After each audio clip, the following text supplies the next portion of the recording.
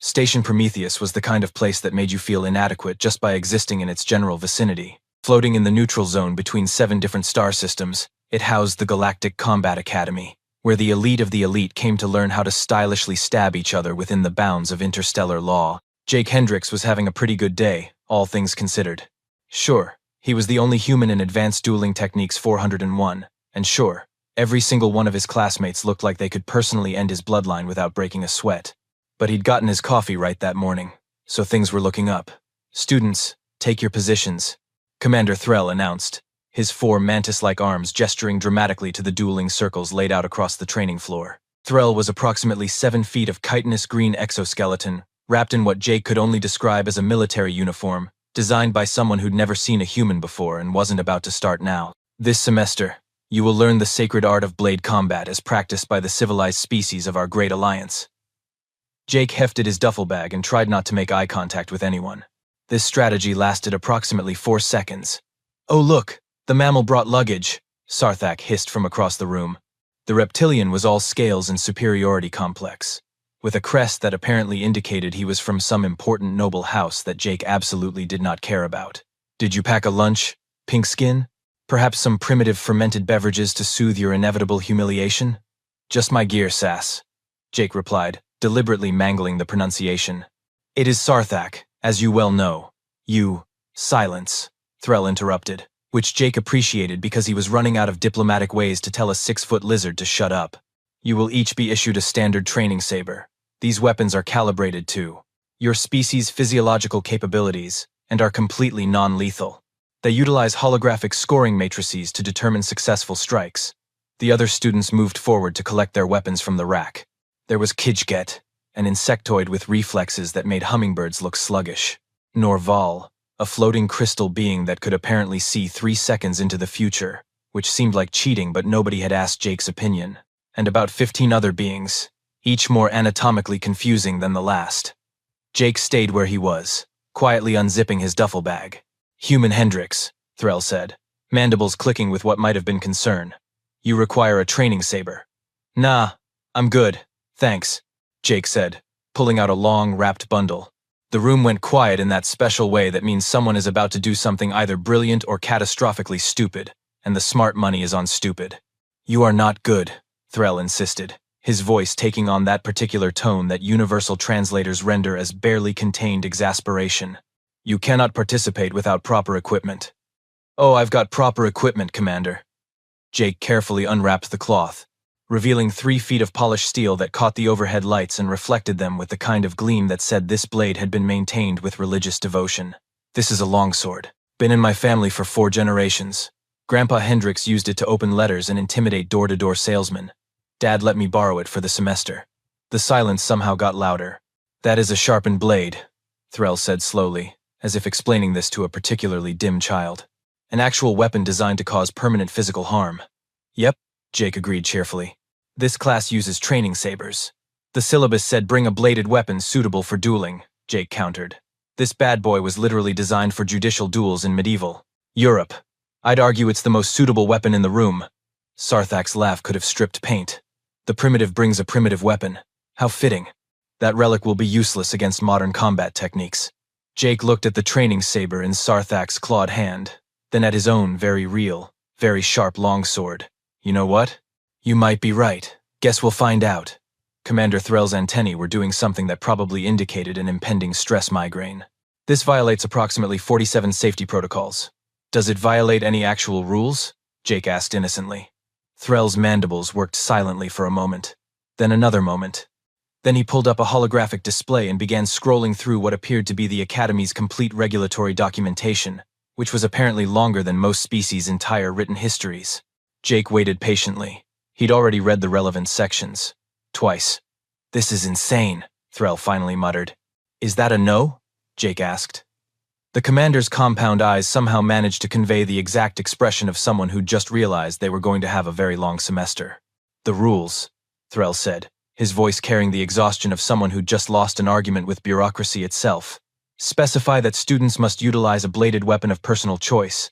Subject to, and I am reading this directly, subject to cultural combat traditions and available technology standards."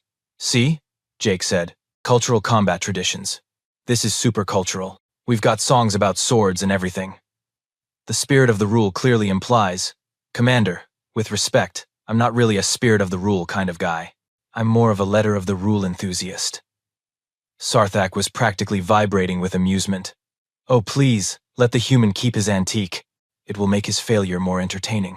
My people were mastering plasma dynamics when his ancestors were banging rocks together. Actually, Jake said conversationally, when your people were mastering plasma dynamics, my ancestors were already really good at the whole sword thing. We had like 1,000 years of dedicated practice in efficiently turning each other into conceptual art. It was kind of our whole deal. Xig's translator rendered what might have been a laugh. You cannot score points with a non-calibrated weapon. The holographic matrix will not register your strikes. Ah, well, that's the beautiful part, Jake said. I don't need the holographic matrix. If I hit you with this, trust me, you'll know. The insectoid's antennae recoiled. That seems suboptimal for my continued structural integrity. Which is why you'll be motivated to not get hit, Jake replied with a smile that was probably too cheerful given the context. Really raises the stakes, you know? Makes it exciting. Threll was scrolling through more documentation, his multiple arms working several screens at once. There is a precedent clause here that I deeply regret discovering. Section 447, subsection 12. Students may petition to use traditional weapons if they can demonstrate cultural significance and provide adequate liability waivers for all participants. I brought liability waivers, Jake announced, producing a data pad from his bag with the enthusiasm of a kid showing off a perfect report card. Had them drawn up last week. Very thorough. Covers dismemberment, psychological trauma, and something the lawyer called aggressive medieval energy.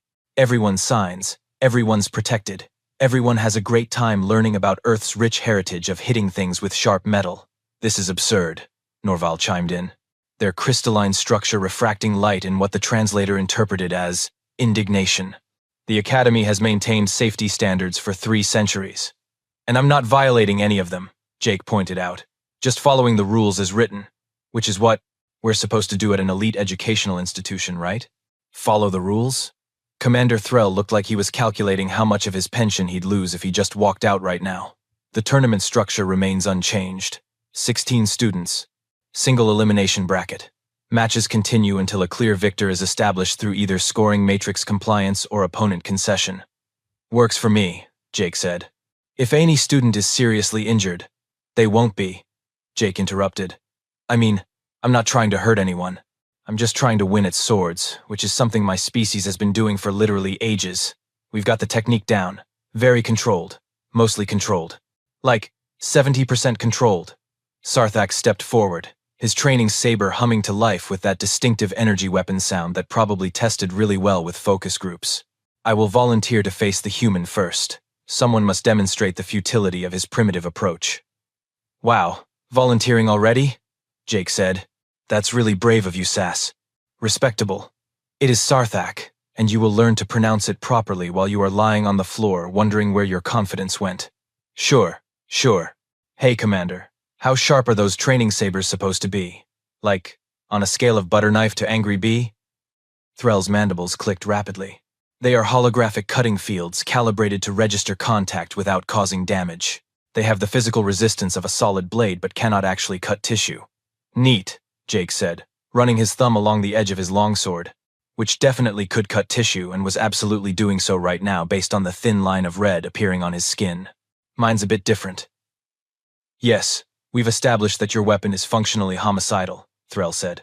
Sarthak, if you are certain, I am certain I will enjoy this, the reptilian said. Jake secured his grip on the bisgrass, longsword's handle, feeling the familiar weight distribution his grandfather had taught him about. 3 pounds of tempered steel, perfectly balanced, designed by people who really needed their swords to work on the first try because there usually wasn't a second try. Around the room, the other students were exchanging glances that ranged from horrified to morbidly curious. Someone was probably already setting up betting pools. All right, Jake said. Let's see if 3,000 years of metallurgical tradition can hang with holographic future magic. Threll pulled up a holographic waiver form. Everyone signs. Now. And may the first ones have mercy on my career. The liability waiver signing took approximately 20 minutes, which Jake felt was reasonable given that several students needed to consult with their legal representatives across multiple star systems. Apparently, I acknowledged that a human might accidentally introduce my internal organs to external reality, required some careful consideration in various legal frameworks. This document is 17 pages long. Gzicht complained, their compound eyes scanning the text at speeds that made Jake's head hurt. Yeah, my lawyer was very thorough, Jake said. She got really into it after I explained medieval combat. Started asking questions about mortality rates and historical wound patterns. Pretty sure she's writing a paper about it. Sarthak signed without reading, which Jake respected from a confidence standpoint but questioned from a self-preservation standpoint. The first match, Threll announced with all the enthusiasm of someone announcing their own execution, will be human Jake Hendricks versus... Actually, you know what? Let us reconsider the bracket arrangement. Versus me, Sarthak interrupted. We established this. Right. Yes. The volunteer. How noble. Threll's antennae drooped. Standard dueling circle. First to 3 points or first concession. Hendricks. Given your weapons. Non-standard nature. A point will be awarded for any strike that would have been scored by the holographic matrix if your weapon was, not capable of actual murder. So basically hit him anywhere that would count? Jake asked. Without actually hitting him, Threll stressed. Controlled strikes. Demonstrated technique. We are simulating combat, not conducting it. Got it. Simulated violence. Very civilized.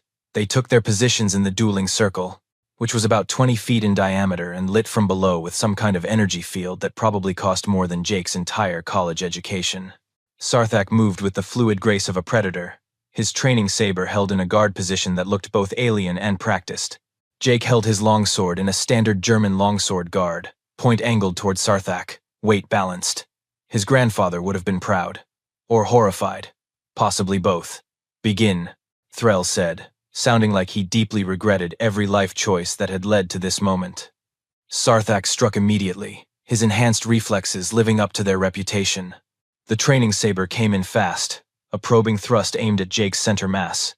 It was good technique, the kind of strike that would score easy points against a conventional opponent. Jake rotated his blade, caught the training saber against the flat, and redirected it past his shoulder with a movement that was approximately 600 years old and still extremely effective. Huh, Jake said. You're fast. You have not seen fast. Sarthak hissed, following up with a combination that came from 3 different angles in what seemed like the same second. Jake gave ground, parrying each strike with minimal movement.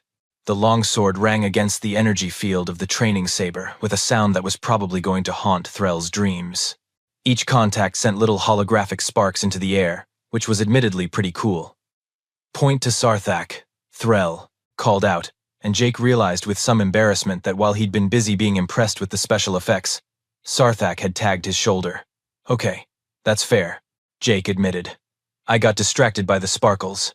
Your primitive reflexes cannot match reptilian combat speed, Sarthak said, circling. Concede now and save yourself further embarrassment. Yeah, about that, Jake said, and then did something his longsword instructor had called Mordhau, which was a fancy German word for flipping your sword around and using it like a very aggressive hammer. Sarthak's eyes widened as 3 feet of steel reversed direction in Jake's hands, the crossguard suddenly coming at him like a particularly medieval fist.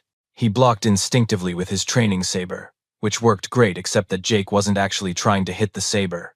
The pommel, the weighted metal ball at the end of the sword's handle, tapped Sarthak's chest plate with a gentle thunk that somehow conveyed significant threat. Silence. Did he just... Gzik started.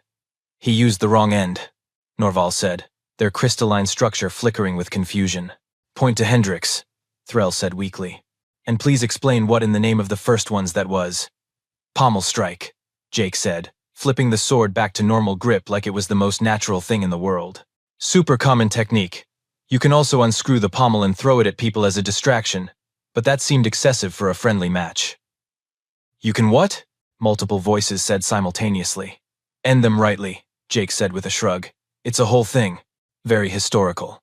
Sarthak was staring at his chest plate where the pommel had made contact. That is not proper sword technique. I mean, it absolutely is though, Jake replied. Just not the kind you've studied. Which is kind of my whole advantage here, Sass. You've trained against energy weapons and modern combat forms.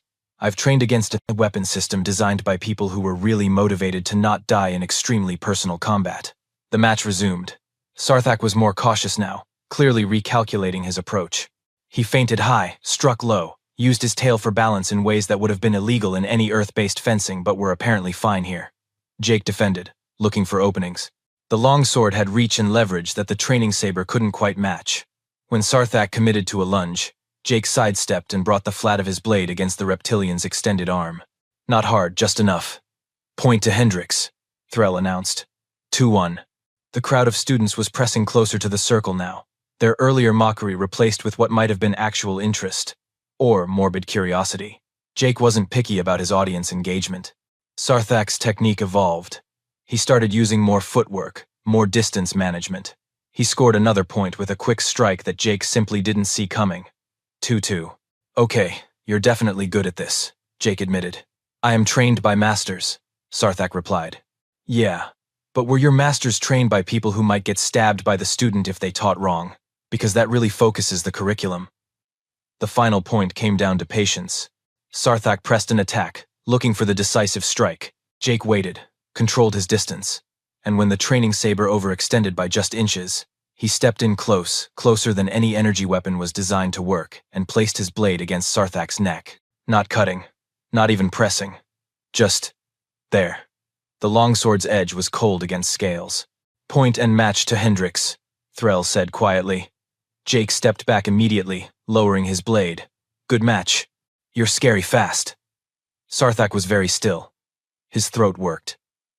You could have. But I didn't, Jake said. That's kind of the whole point of control. This thing, he gestured. With the longsword, it demands respect. From me, from my opponent, from everyone watching. You can't phone it in with a real blade. Around the circle, Jake was pretty sure he could hear the sound of several species simultaneously reconsidering their assumptions about humans. Commander Threll's antennae were doing something complicated. Next match will be after a 15-minute break, during which I will be filing approximately 73 incident reports and questioning my career trajectory. Want me to put the sword away? Jake offered. Absolutely not, Threll said. If I am suffering through this semester, everyone is suffering through this semester. Solidarity through shared trauma. Jake grinned. That's the spirit, Commander. That is not the spirit I intended to convey, but here we are nonetheless. By the next day, Jake's second match had an audience. Not just his classmates, but students from other courses, faculty members who definitely should have been teaching their own classes, and what appeared to be a news drone from the station's media network hovering near the ceiling. Is that thing recording? Jake asked, pointing at the drone. Station-wide broadcast. Threll confirmed miserably. Apparently you have become viral content. The humans say trending. I say professionally devastating. What's the title? Primitive Death Monkey terrorizes elite academy with ancestral murder stick. Xigt supplied helpfully. That's actually pretty catchy, Jake admitted. His second opponent was a being named Drelch, who looked like someone had given an octopus both military training and severe anger management issues. Drelch had 6 tentacles, each one capable of independent weapon manipulation, which meant he could theoretically attack from 6 directions simultaneously with 6 training sabers. This seems unfair, Jake observed. You brought a sharpened weapon to an academy that assumed basic sanity from its students. Drelch gurgled through his. Translator, we are beyond fairness. The match lasted approximately 90 seconds. Drelch came at Jake like a very organized tornado, all 6 sabers moving in patterns that should have been impossible to defend against. And they would have been, except that Jake had learned Longsword from an instructor who believed that if you weren't occasionally facing multiple opponents in practice, you weren't really trying. Plus, 6 sabers meant 6 different timing patterns to track. Jake just had 1 blade, which meant 1 decision tree. Simpler, more focused. When you have 1 sword, you get really good with that sword. Jake won 3-1, primarily by using the longsword's crossguard to bind 2 of Drelch's sabers at once, and then very politely tapping the octopoid's center mass with his pommel again. He did the backwards thing again, someone in the crowd muttered. Why does he keep using the wrong end? Another voice asked. I think that might be the right end, Norval said thoughtfully. I am detecting a pattern in human weapon design that suggests deliberate multifunctionality. Match 3 was against a telepathic blob named Quorm who had seemed like the perfect counter to Jake's strategy. Quorm could read surface thoughts, predict movements before they happened, and technically didn't have any organs that could be cut, which made the whole sharp sword thing less threatening. The match started with Quorm confidently announcing each of Jake's intended strikes before he made them. You will thrust at my center. You will feint left and strike right. You will attempt another of your pommel strikes. Yep, Jake agreed, doing exactly those things. This should not be working, Quorm burbled in confusion, absorbing the third point. I know what you are going to do. Sure, Jake said. But knowing and stopping are different things. I mean, you know gravity exists, right? Doesn't mean you can fly. That is a false equivalence. Is it, though? Jake tapped Quorm, again for the winning point. Because from here it seems pretty equivalent. The betting pools, Jake learned during lunch break, had him at 3-to-1 odds to make the finals.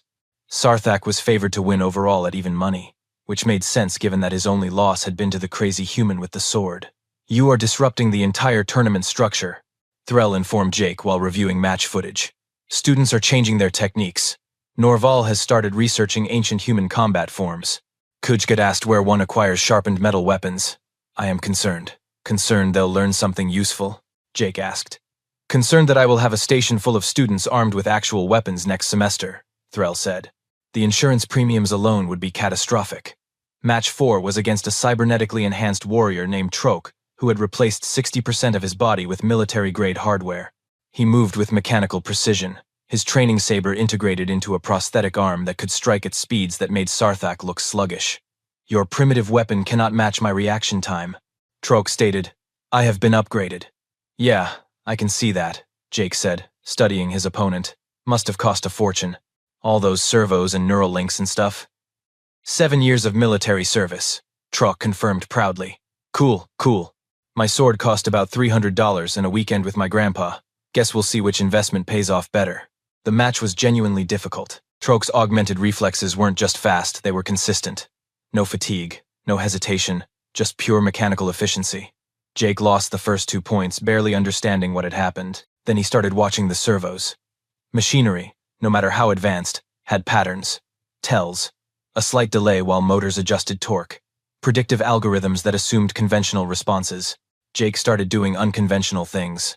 He attacked while moving backwards. He struck while deliberately off balance. He used edge alignment that would have made his instructor weep but worked great for confusing computer-assisted targeting. 3-2. Jake's favor. Your technique is erratic, Trock said, almost offended. Yeah, that's kind of the point, Jake replied. You're predicting optimal movement patterns. I'm just doing whatever feels right. Turns out organic chaos beats digital precision sometimes. This seems like a design flaw in my augmentation suite. Maybe mention it in your next upgrade. Tell them to add a confusion algorithm or something. By match 5, the audience had grown to include what appeared to be actual military observers from several stellar navies. Jake's opponent was a gaseous entity named Wisp, who could partially phase through matter, making physical strikes nearly impossible. Jake won by figuring out that while Wisp could phase through the blade, they couldn't phase through the air pressure displacement a fast-moving sword created. Every swing generated a wake that disrupted Wisp's cohesion enough to score points through sheer atmospheric violence. That should not work. Wisp whistled through their translator. I'm starting to think that's my tagline, Jake said. The semifinals matched Jake against Kudsk, the insectoid with the impossible reflexes. The match was pure speed versus technique, and it went to 5 points each before Jake managed a win by doing something called a Zornhau, which was apparently a medieval German strike that came down at an angle no reasonable person would expect. Your weapon system is deeply illogical, Kzyczkt chittered after the match, but they said it with what might have been respect. Yeah, that's what makes it work, Jake agreed. Which meant the finals would be a rematch. Jake versus Sarthak, human versus reptilian noble, ancient steel versus modern technology. The betting pools went insane, the crowd tripled, and Commander Threll filed for early retirement, though his request was denied on the grounds that the Academy needed someone to take responsibility for whatever happened next. I should have been an accountant, Threll muttered, watching the arena fill with spectators. Accounting is boring, though, Jake said, checking his sword's edge one more time. Boring sounds wonderful right now. Boring sounds like paradise. Boring sounds like a career that does not involve filing incident reports about humans treating educational programs like historical reenactments of their species' aggressive past. Look at the bright side, Commander. Which is? Jake grinned. This is definitely going to be memorable. That is not the comfort you think it is, human Hendrix. That is not comfort at all. The arena had been modified for the finals. Apparently, when your tournament becomes must-see entertainment across 7 star systems, the administration decides to lean into it. Holographic displays floated above the dueling circle showing multiple angles. Commentary was being provided in 47 languages. Someone had installed actual seating, which seemed optimistic about future tournaments until Jake remembered this was probably Threll's retirement match regardless of the outcome. Sarthak entered from the opposite side, and Jake had to admit the reptilian looked impressive. His scales had been polished to a mirror sheen, his combat armor was ceremonial grade, and he moved with the confidence of someone who had spent the last week doing nothing but training for this specific moment. "You have had a fortunate run, human," Sarthak said as they took their positions. "But fortune ends when it meets preparation." "That's actually a pretty good line," Jake said. "You workshop that?" "My house has a public relations team." "Of course you do." Threll stood between them, his forearms raised for attention. The crowd noise dropped to something manageable. Final match of the Advanced Dueling Techniques Tournament. Standard rules apply. First to 5 points or concession. Contestants, present your weapons. Sarthak ignited his training saber with a dramatic flourish. The energy blade hummed at a frequency probably calibrated for maximum intimidation. Jake just held up his longsword, letting the overhead lights play along the steel. No special effects needed. 3 feet of polished metal that had survived 4 generations made its own statement. "This should be illegal," someone in the crowd muttered. "Right?" Someone else agreed. "Like, philosophically illegal." "Begin," Threll announced, then immediately retreated to what he probably considered a safe distance, which was approximately all the way across the arena. Sarthak didn't rush this time. He'd learned from their first match, had watched all of Jake's subsequent fights, had clearly studied every technique Jake had demonstrated. He circled, maintaining perfect distance, his training saber moving in small defensive patterns. "Smart," Jake acknowledged. "Make me come to you." "You have shown your techniques to the entire station," Sarthak replied. "I know your pommel strikes, your odd angles, your backwards blade work. You have no surprises left." "That's a bold assumption." Jake pressed forward, testing Sarthak's defense with a high cut. The reptilian parried cleanly, riposted with a strike that Jake barely redirected. They exchanged a flurry of blows, steel ringing against energy field, neither committing enough for a definitive point. Then Sarthak changed his pattern. Instead of meeting the longsword directly, he started using his superior speed to attack from angles where Jake's blade wasn't positioned. Tag the arm, retreat. Thrust at the leg, withdraw. Death by 1,000 holographic cuts. Point to Sarthak. 1-0. "You see?" the reptilian said. "I have adapted. Your weapon is powerful but slow to redirect. My saber can shift instantly." "Yeah, you're definitely fighting smarter," Jake agreed, resetting his guard. Another exchange.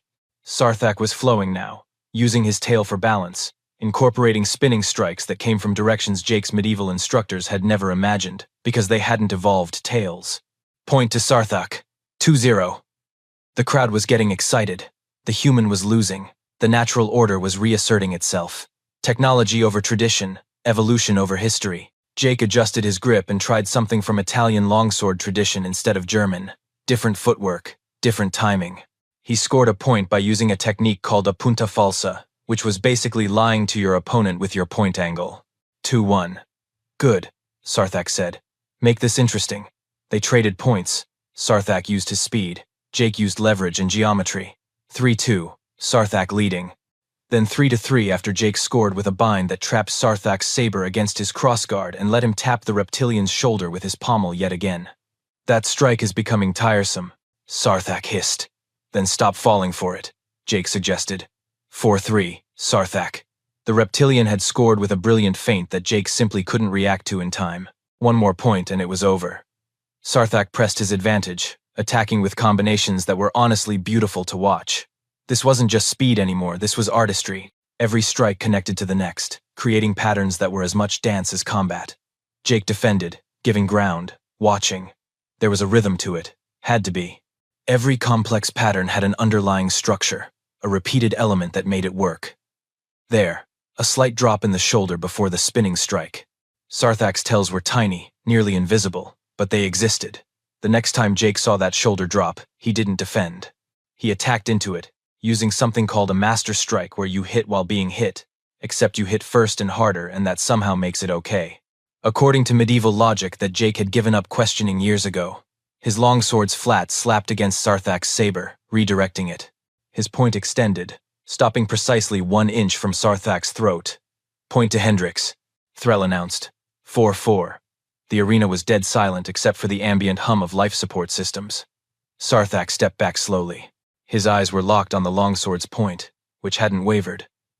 That level of control. Yeah, Jake said quietly. That's the thing about training with real blades. You get really, really good at control. Because the alternative is you accidentally hurt someone you're practicing with, and that's not acceptable. They reset for the final point. Both fighters were breathing hard. Sarthak's scales were showing stress patterns. Jake's arms were burning from the sustained effort of controlling 3 pounds of steel with precision. 1 point, Sarthak said. Yep, the human with his primitive weapon versus the reptilian noble house champion. When you put it that way, it sounds like a bad movie, Jake said. It feels like a bad movie. Want to make it a good one? Sarthak's mouth opened in what might have been a smile or a threat display. Honestly, Jake wasn't sure and decided it didn't matter. Show me what else that primitive weapon can do, human. They met in the center of the circle.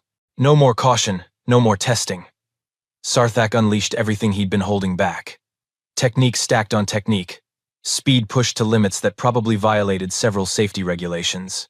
Jake responded with 600 years of European martial tradition condensed into movements his body knew better than breathing. High guards, low guards, ox guard, plow guard, wrath guard.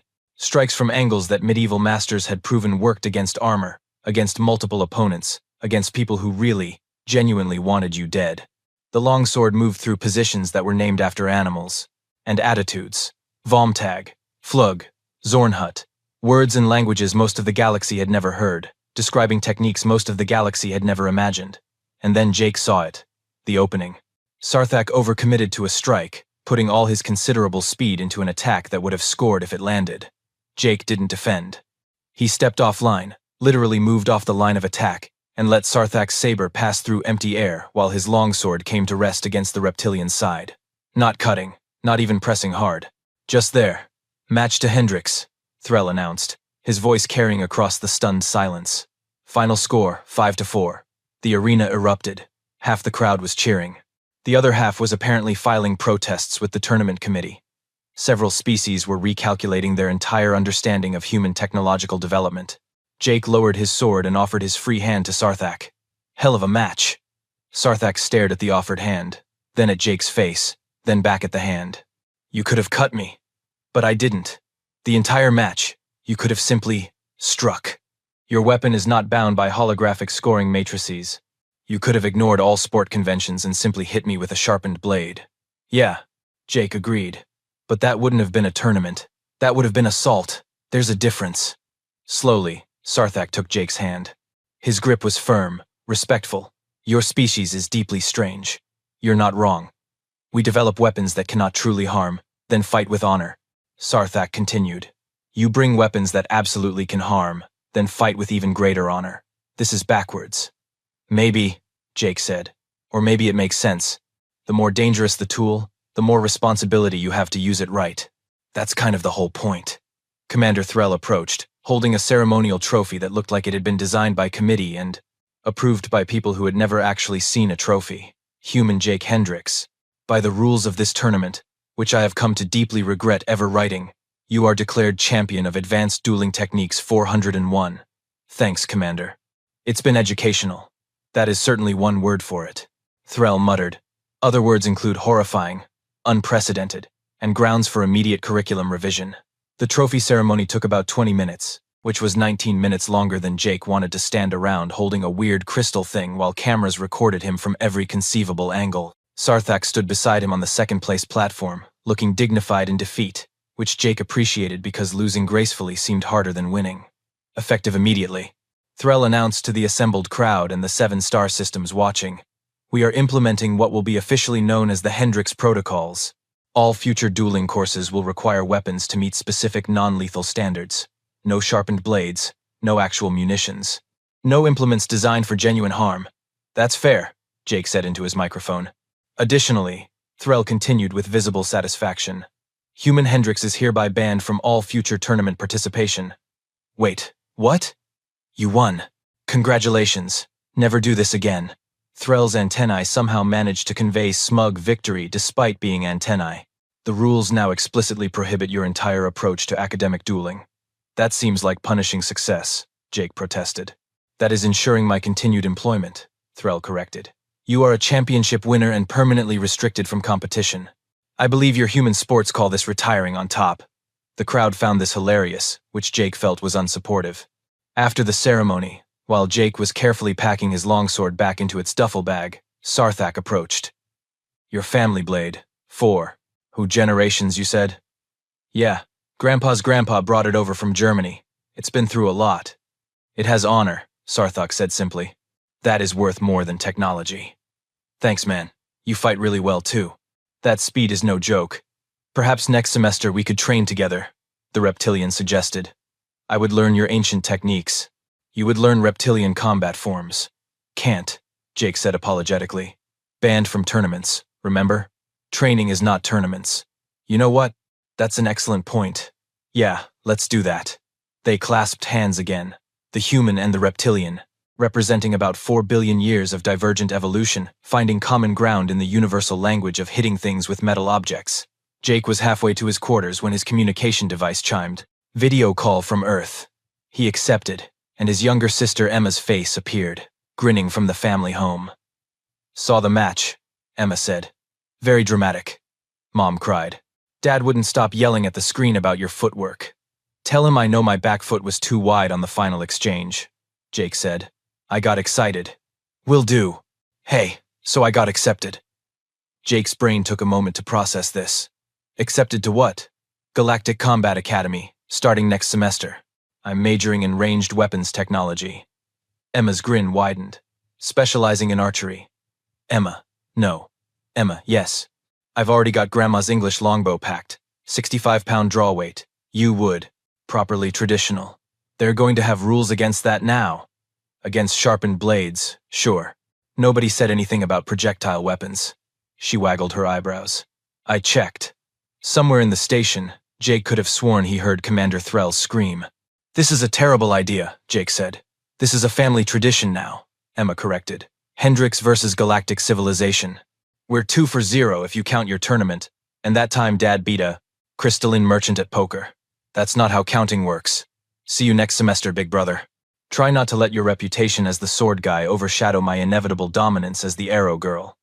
She disconnected before Jake could form a coherent argument. He stood in the corridor, holding his duffel bag with its ancestral longsword, contemplating the chaos his sister was about to unleash on an academy that had just barely survived him. Then he started laughing. Because really, what else could you do? Behind him, a holographic bulletin board updated with next semester's course listings. Under Advanced Ranged Combat, a new note appeared in red text. Humans, please see administrator before registration. Bring complete equipment manifests. And a lawyer. Definitely bring a lawyer. Humanity, it seemed, was just getting started, and somewhere in his office, Commander Threll updated his resume.